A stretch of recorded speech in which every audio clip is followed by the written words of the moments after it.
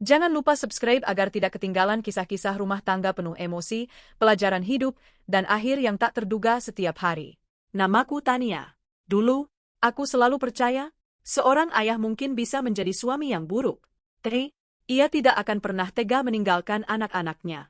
Sampai akhirnya, suamiku sendiri membuktikan bahwa aku salah. Aku menikah dengan Arif 11 tahun yang lalu.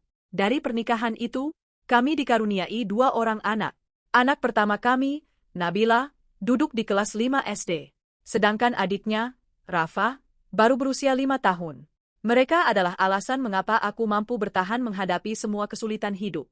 Saat kami memulai semuanya dari nol. Aku membantu Arif berjualan makanan beku secara online. Pagi hari, aku mengurus anak-anak. Siang hari, aku membalas pesan pelanggan. Malam hari, aku membantu mencatat pemasukan dan pengeluaran. Sedikit demi sedikit, usaha kami berkembang. Arif mulai memiliki gudang kecil, mobil pengiriman, dan beberapa karyawan. Aku bangga melihat perjuangan kami membuahkan hasil. Namun, semua berubah sejak Arif mengenal seorang perempuan bernama Syifa. Awalnya, aku hanya mengenal nama itu dari cerita Arif. Dia klien baru. Dia sering membeli dalam jumlah besar. Aku tidak pernah curiga, karena selama ini aku selalu percaya kepada suamiku. Beberapa bulan kemudian, perubahan kecil mulai terlihat. Arif lebih sering pulang larut malam. Ponselnya selalu dibawa kemana-mana. Kalau ada pesan masuk, ia langsung membalikkan layar. Aku pernah bertanya dengan lembut, "Mas, akhir-akhir ini sibuk sekali ya?" Ia hanya menjawab singkat, "Namanya juga usaha makin besar." Aku memilih percaya, meski hatiku mulai gelisah. Suatu malam, Nabila duduk di sampingku sambil memegang buku gambar. "Bu, iya, nak? Kenapa ayah sekarang jarang makan malam sama kita?" Aku tersenyum, meski terasa berat. "Ayah lagi banyak kerjaan." Nabila mengangguk pelan. "Tapi, waktu pentas seni kemarin ayah juga nggak datang." Hatiku kembali terasa sesak. Karena aku tahu, Arif memang tidak datang. Padahal Nabila sudah berlatih selama berminggu-minggu. Beberapa hari kemudian, Rafa demam tinggi. Aku menghubungi Arif berkali-kali. Tak ada jawaban. Aku mengirim pesan. "Mas, Rafa panas tinggi. Bisa pulang?" Pesanku hanya dibaca, tanpa balasan. Akhirnya, aku membawa Rafa ke rumah sakit sendirian. Sepanjang malam, aku menunggu di ruang IGD sambil menggendongnya. Arif baru pulang keesokan paginya, tanpa sedikit pun rasa bersalah. "Maaf, aku ketiduran di kantor." Aku menatap wajahnya, lalu berkata pelan, "Mas, baju Mas bau parfum perempuan." Arif langsung terdiam. Beberapa detik kemudian, ia justru marah. "Kamu mulai nggak percaya sama aku?" Aku tidak menjawab, karena jawabannya sudah terlihat jelas. Sejak hari itu, hubungan kami semakin renggang. Arif lebih banyak menghabiskan waktu di luar rumah. Bahkan, hari ulang tahun Rafa yang ke-6 pun ia lupakan. Anakku terus memandangi pintu rumah, sambil bertanya berkali-kali, "Bu, ayah datang nggak?" Aku hanya mampu memeluknya, dan berkata, "Mungkin ayah masih di jalan." Padahal, aku sendiri tahu, Arif tidak akan datang. Malam itu, saat anak-anak sudah tidur, ponsel Arif yang tertinggal di meja tiba-tiba berbunyi. Aku sebenarnya tidak pernah memeriksa ponselnya. Namun, layar itu menyala, dan sebuah pesan muncul begitu saja. "Sayang, makasih ya buat makan malam romantisnya. Aku nggak sabar kita segera hidup bersama." Hati merah 2 Syifa. Tubuhku langsung membeku. Tanganku gemetar. Aku membaca pesan itu berulang kali, berharap mataku salah. Namun, nama pengirimnya tetap sama. Syifa, perempuan yang selama ini hanya kukenal sebagai klien. Malam itu juga, Arif pulang. Aku menunjukkan ponselnya. Tak ada lagi yang perlu disembunyikan. "Mas, siapa Syifa?" Arif hanya memandangku beberapa detik. Lalu, tanpa rasa bersalah sedikit pun, ia berkata, "Iya, aku mencintainya." Kalimat itu menghancurkan seluruh duniaku. Aku masih mencoba bertahan.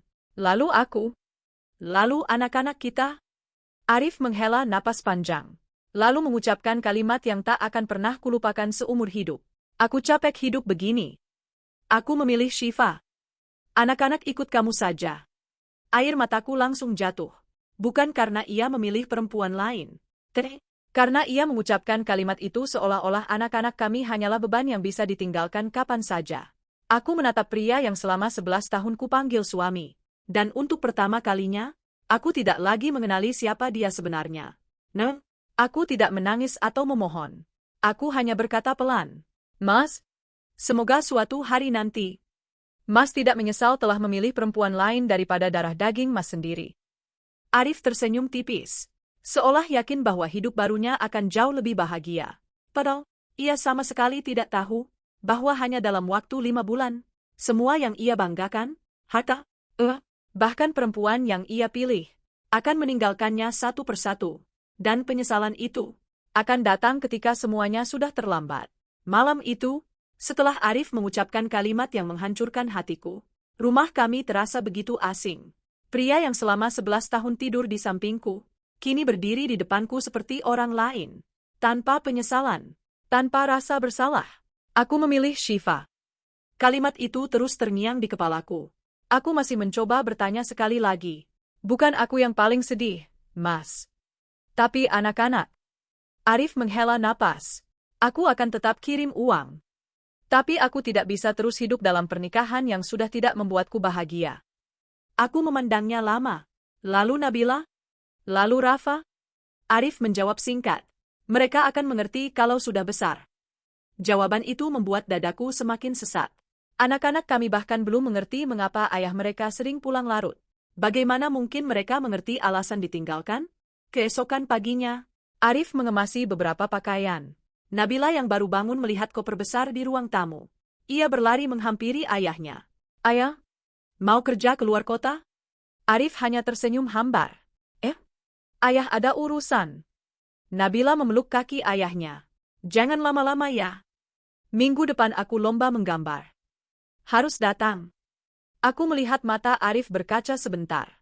Namun, hanya sebentar. Ia melepaskan pelukan anak kami.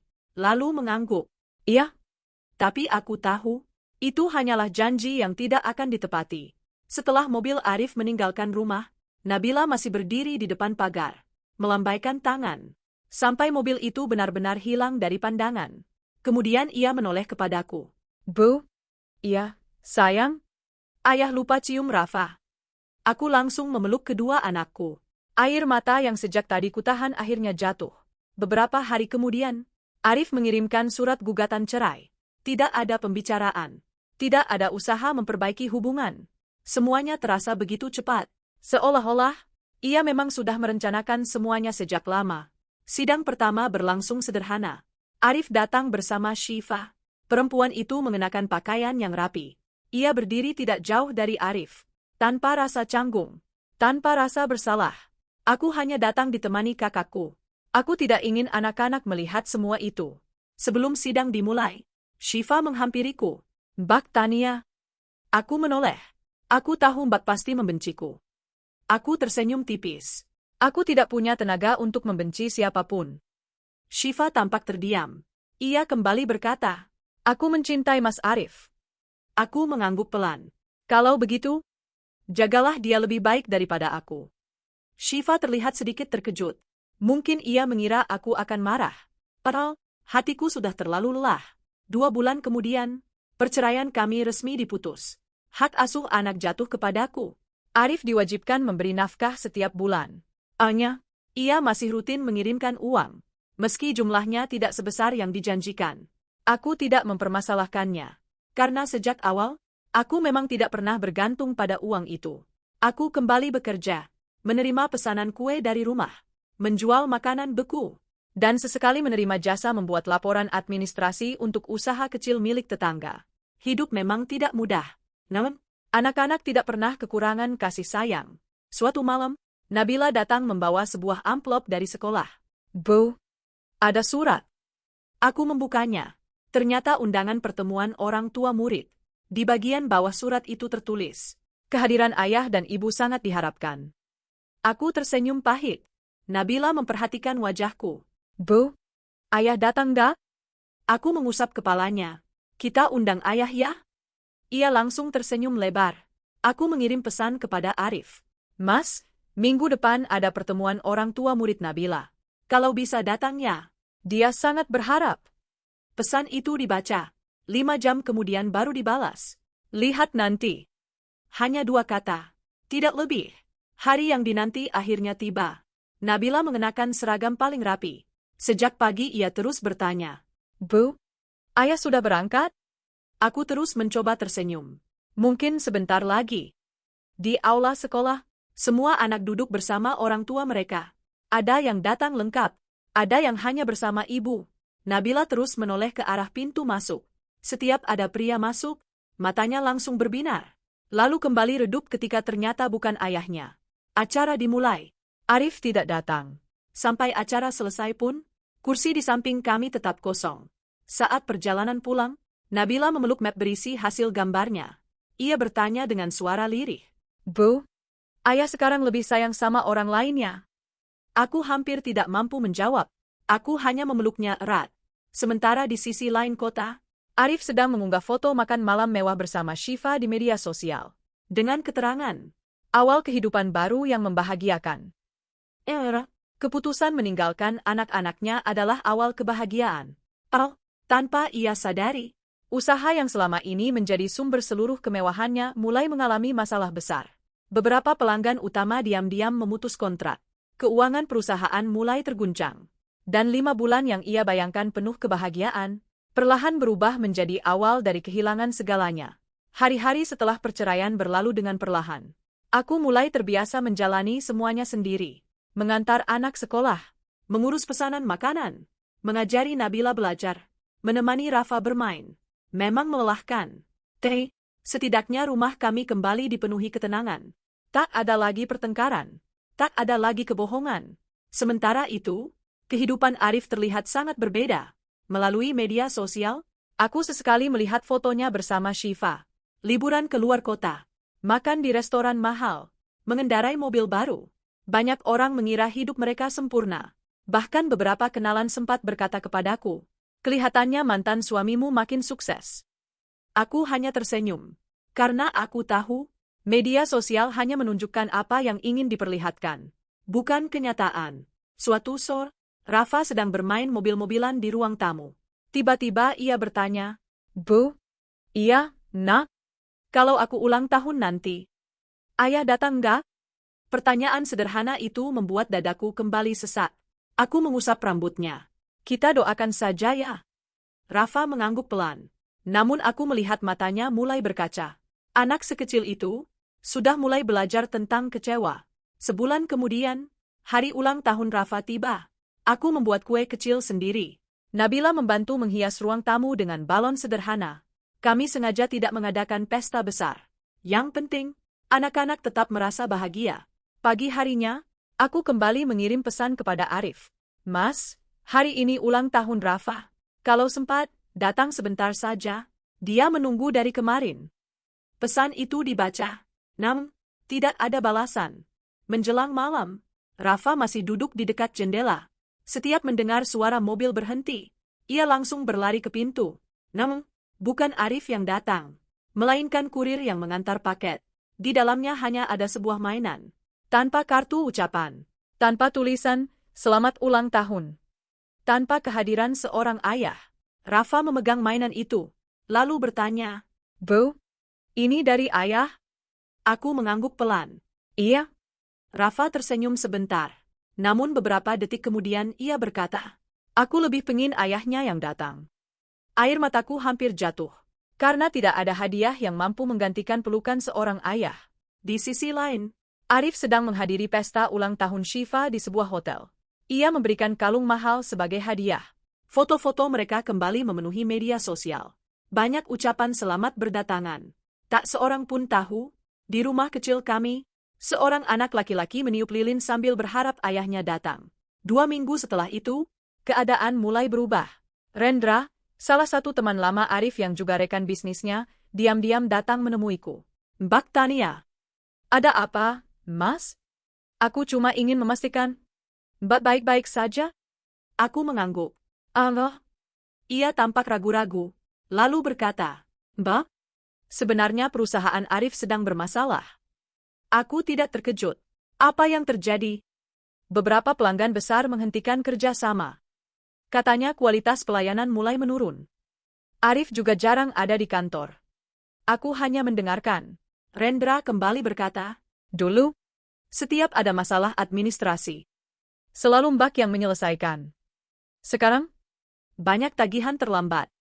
Beberapa stok tidak tercatat. Keuangan mulai berantakan. Aku menarik napas panjang.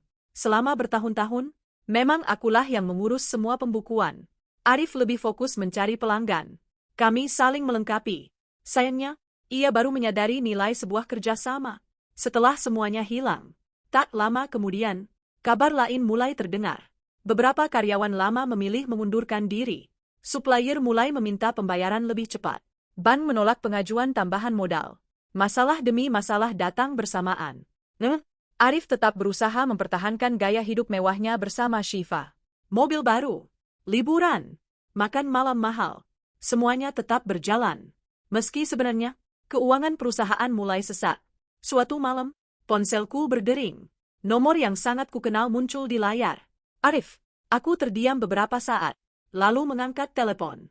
Halo? Di seberang sana terdengar suara yang berbeda. Tak lagi penuh percaya diri. Tania? Iya. Anak-anak sehat? Aku mengangguk meski ia tak bisa melihat. Arif terdiam cukup lama, lalu bertanya pelan. Rafa?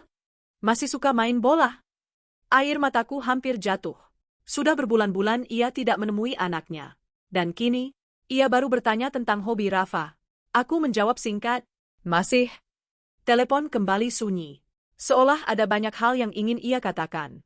Namun tidak sanggup diucapkan. Akhirnya ia hanya berkata, nanti kapan-kapan? Aku mau ketemu mereka.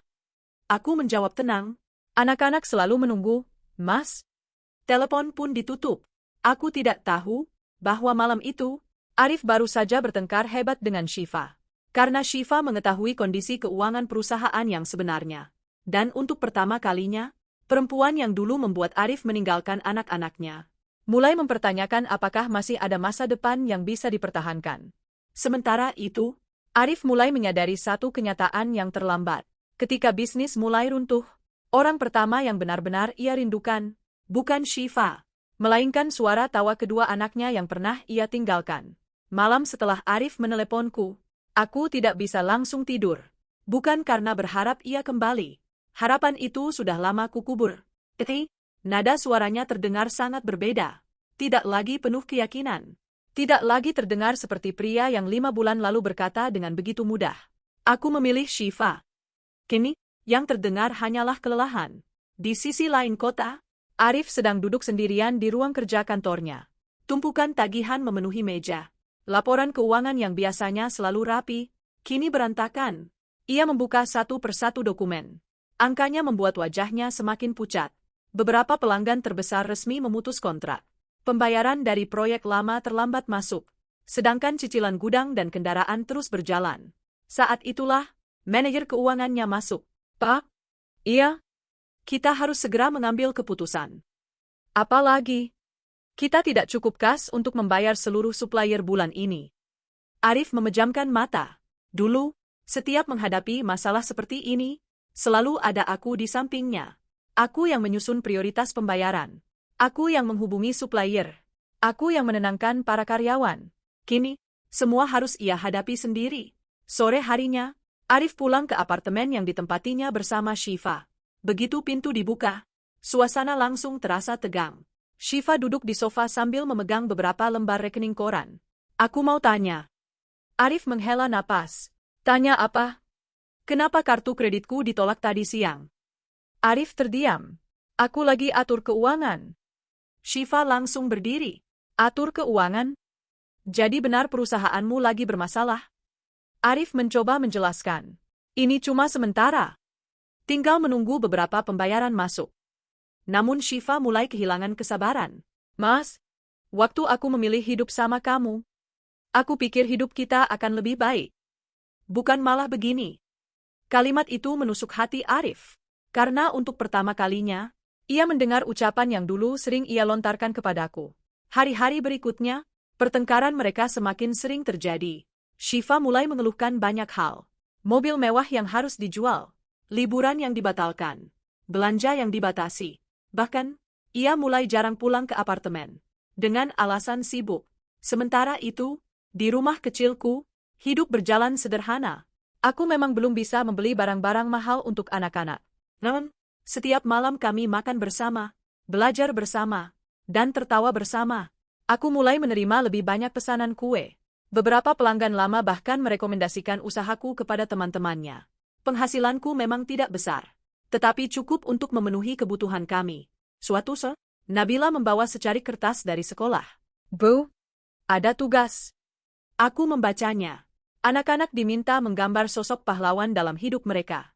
Malam itu, Nabila menggambar seorang perempuan memakai celemek dapur. Di sampingnya ada 2 anak kecil. Aku tersenyum. Itu siapa? Nabila menjawab tanpa ragu. Ibu. Aku terdiam. Kenapa bukan ayah? Nabila menunduk. Karena ibu yang selalu ada. Air mataku jatuh tanpa bisa kutahan. Seminggu kemudian, teleponku kembali berdering. Kali ini bukan Arif, melainkan salah satu mantan karyawannya. Mbak Tania. Iya? Maaf mengganggu. Ada apa? Perusahaan Pak Arif mulai merumahkan beberapa karyawan. Aku langsung terdiam. Benarkah? Iya. Bahkan gudang yang kedua kabarnya mau dijual. Aku mengucapkan terima kasih. Lalu menutup telepon. Hatiku terasa campur aduk. Aku tidak senang mendengar kabar itu. Karena aku tahu, di balik runtuhnya sebuah perusahaan, ada banyak keluarga yang ikut kehilangan mata pencaharian. Malam harinya, saat anak-anak sudah tidur, bel rumah berbunyi. Ketika kubuka, aku terkejut. Arif berdiri di depan pagar. Penampilannya jauh berbeda. Wajahnya lebih kurus. Matanya sembab. Pakaiannya tidak serapi biasanya. Di tangannya hanya ada sebuah kantong plastik kecil. Tanya. Aku mengangguk pelan. Ada apa, Mas? Arif menundukkan kepala. Aku? Boleh ketemu anak-anak. Aku melihat jam di dinding. Sudah hampir pukul 9 malam. Anak-anak sudah tidur. Arif mengangguk pelan. Oh? Ia tampak kecewa. Lalu dari dalam kantong plastik itu, ia mengeluarkan 2 buah mobil-mobilan sederhana dan 1 kotak pensil bergambar tokoh kartun. Aku belikan ini buat mereka. Aku menerimanya. Terima kasih. Beberapa saat kami sama-sama diam. Hanya suara jangkrik yang terdengar dari halaman. Akhirnya, Arif berkata dengan suara lirih. Tanya, aku salah? Aku tidak menjawab. Ia kembali berkata, selama ini, aku pikir yang membuatku bahagia adalah hidup mewah. Ternyata, aku kehilangan rumah. Aku kehilangan anak-anak. Dan sekarang, aku juga mulai kehilangan usaha yang kita bangun bersama. Air matanya perlahan jatuh. Namun, belum sempat ia mengatakan lebih banyak. Sebuah mobil berhenti di depan rumah. Dari dalamnya turun Syifa. Wajahnya terlihat dingin. Ia melemparkan sebuah amplop ke arah Arif. Ini surat dari pengacaraku. Aku sudah cukup. Aku tidak mau ikut tenggelam bersama semua masalahmu. Setelah mengucapkan itu, Syifa kembali masuk ke mobil dan pergi begitu saja. Arif berdiri mematung. Matanya mengikuti mobil yang semakin jauh. Perempuan yang dulu ia pilih dibanding anak-anaknya, kini meninggalkannya tanpa sedikit pun menoleh. Di saat itulah, Arif benar-benar menyadari. Dalam waktu 5 bulan, ia bukan hanya kehilangan keluarganya, tetapi juga kehilangan orang yang selama ini ia kira akan selalu menemaninya. Dan penyesalan terbesar itu, baru saja dimulai. Malam itu, Arif masih berdiri di depan rumahku. Tangannya menggenggam amplop yang baru saja dilemparkan Syifa. Mobil perempuan itu sudah menghilang di ujung jalan. Tak sekalipun ia menoleh. Tak ada pelukan. Tak ada kata perpisahan. Hanya sebuah surat yang mengakhiri semua mimpi yang dulu membuat Arif rela meninggalkan keluarganya. Beberapa tak seorang pun berbicara. Aku memandang pria yang dulu menjadi imam dalam rumah tanggaku. Kini, bahu yang dulu selalu tegak itu tampak jatuh. Wajahnya penuh penyesalan. Namun, waktu tidak pernah berjalan mundur. Arif menarik napas panjang. Aku pantas menerima semua ini. Aku tetap diam. Ia melanjutkan, dulu aku pikir, Syifa mencintaiku apa adanya. Ternyata, dia hanya mencintai hidup yang bisa kuberikan. Air matanya menetes. Begitu semuanya hilang, dia juga pergi. Aku tidak membalas, karena tidak ada lagi kalimat yang bisa mengubah kenyataan. Arif kemudian menyerahkan amplop itu kepadaku. Baca saja. Aku membukanya. Di dalamnya hanya ada satu lembar surat. Tulisan tangan Syifa singkat. Mas Arif, aku tidak sanggup menjalani hidup seperti ini. Aku ingin masa depan yang lebih baik. Jangan cari aku lagi. Semoga Mas menemukan kebahagiaanmu sendiri. Aku menutup surat itu perlahan. Ironis. Dulu, Arif meninggalkan dua anaknya demi mengejar kebahagiaan. Kini, kebahagiaan yang ia kejar justru meninggalkannya. Maaf, aku menyerahkan kembali surat itu. Surat ini bukan lagi urusanku. Arif mengangguk pelan. Aku tahu. Tiba-tiba, pintu rumah terbuka. Rupanya Nabila terbangun karena mendengar suara. Ayah? Arif langsung menoleh. Matanya kembali basah. Nabila berlari kecil menghampiri. Namun, ia berhenti beberapa langkah di depan ayahnya. Seolah masih ragu. Benar ayah? Arif langsung memeluk putrinya. Ya, sayang. Maaf ayah datang terlambat. Nabila ikut menangis.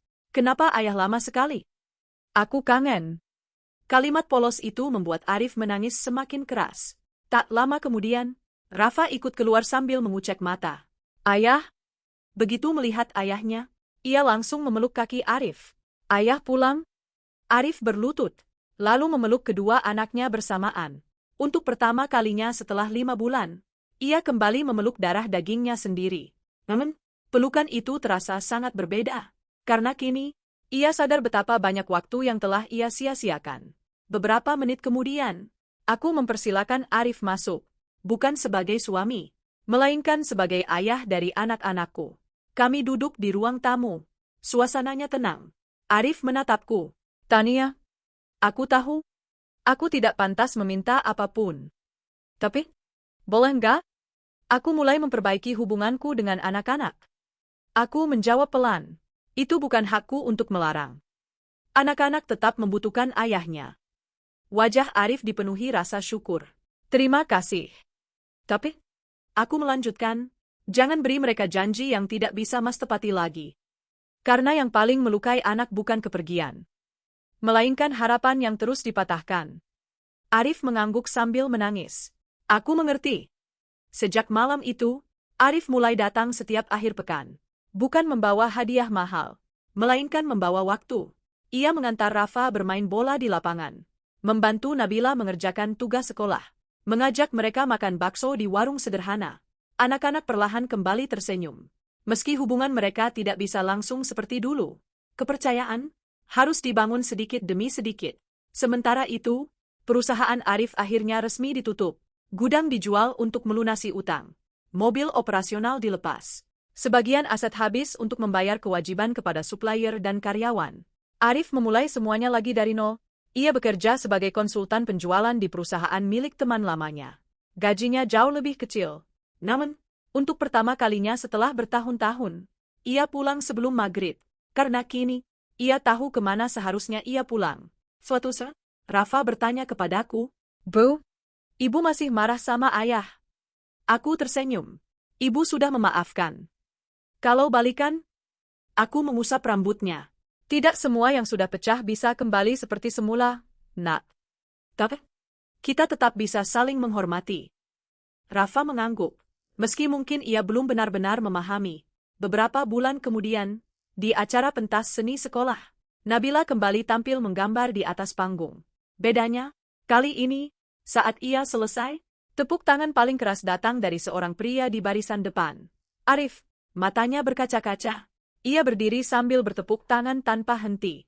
Seusai acara, Nabila memeluk ayahnya. Ayah datang. Arif tersenyum sambil menangis. Iya. Kali ini ayah tidak akan melewatkannya lagi. Hari itu aku belajar, perselingkuhan bukan hanya menghancurkan pernikahan, tetapi juga bisa merampas masa kecil anak-anak yang tidak pernah bersalah. Dan penyesalan seringkali datang bukan ketika cinta pergi, melainkan ketika seseorang menyadari bahwa orang-orang yang benar-benar tulus mencintainya telah ia sakiti dengan tangannya sendiri. Arif kehilangan istrinya, kehilangan usahanya, kehilangan perempuan yang ia pilih. Semua itu memang tidak bisa kembali. Namun, ia masih diberi kesempatan untuk menjadi ayah yang lebih baik. Kesempatan yang tidak semua orang miliki. Sedangkan aku tidak lagi hidup untuk menunggu seseorang kembali. Aku memilih melangkah ke depan. membangun hidup yang tenang bersama kedua anakku. Karena aku akhirnya mengerti, kebahagiaan tidak selalu datang dari keluarga yang utuh. Kebahagiaan lahir ketika kita berani meninggalkan luka, memaafkan tanpa melupakan, dan memilih masa depan yang lebih baik.